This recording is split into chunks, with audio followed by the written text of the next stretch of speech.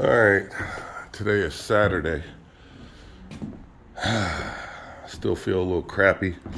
I don't want to be here, but I had a feeling that the HVAC guys would come today because they have not been showing up all week.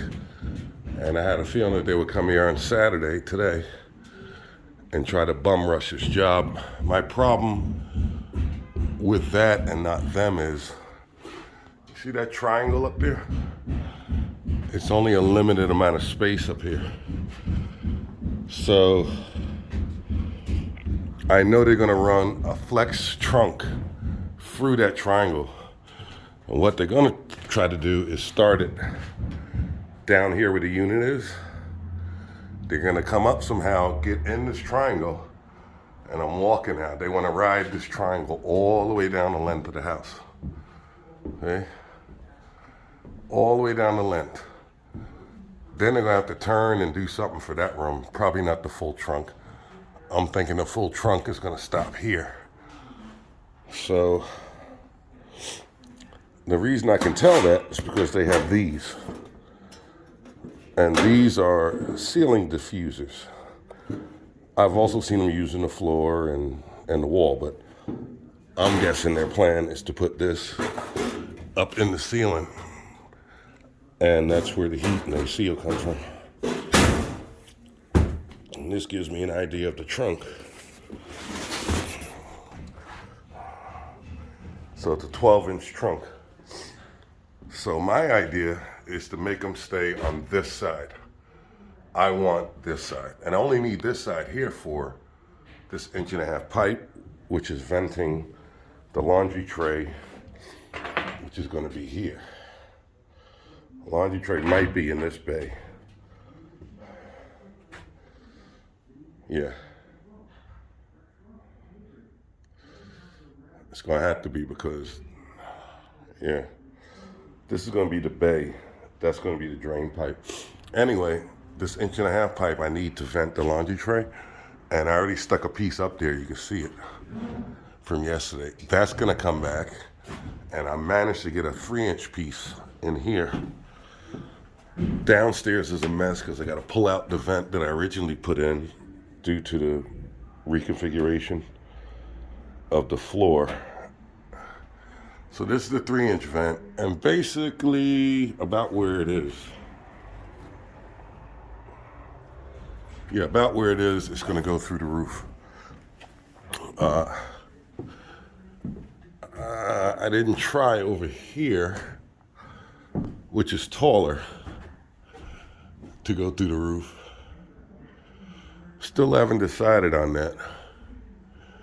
If I do, I gotta cut that plywood out to get access for it to come over. That might be another move. And put a T here. Or even here. Here would be better.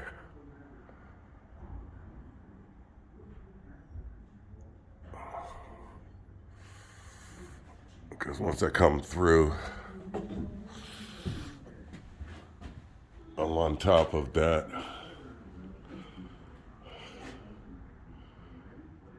I mean, if you look at it, it's the same damn. What I'm looking at is the size of the triangle. And when I say the size of the triangle, I'm looking at this. That triangle there. That is roughly 12 to 14 inches at the peak. If I come over here, I'm roughly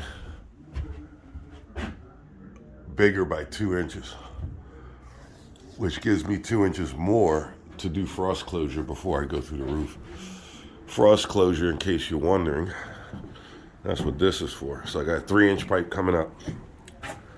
This is my reducer. You turn it this way, and instead of running 3-inch to the roof, you run 4-inch, and that's for frost. It works better on cast iron, but it's been something that we've always done. When the heat's up in the wintertime, it gets warm in here and cold outside, you'll notice it.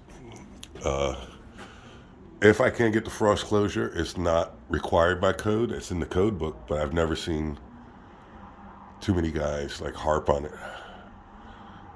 But for here, for where I'm at, it looks like I don't have room. By the time I do a 90 there and go up,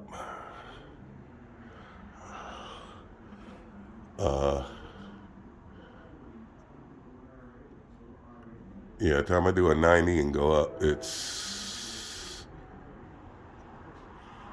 not gonna work. In fact, I'm gonna have to get a little closer to the peak to get the height. Might still work. Don't know. I could probably do it with a street 90 and put a street 90 into the 3-inch side. That'll gain me 1.5 inches, and then go through with a nice piece of 4-inch. But right now, I drilled down here because I want to find out where this is where the 3-inch is going to be coming up. And it's basically going to come up in the ceiling downstairs and run across this floor in the downstairs ceiling, turn, come up, and meet up with this one. At the same time, there's going to be a 2-inch pipe that's going to be in this corner, and it's going to come up somewhere either in here, turn, and lead back to that pipe again. So I'm going to vent the branch that's going to feed the water closet, the tub, and the lavatory. And what's interesting, the flow is actually from the lavatory to the tub to the water closet, and then it goes down to the basement. So our waste stack is in this corner. So we're going to plumb towards the stack. And then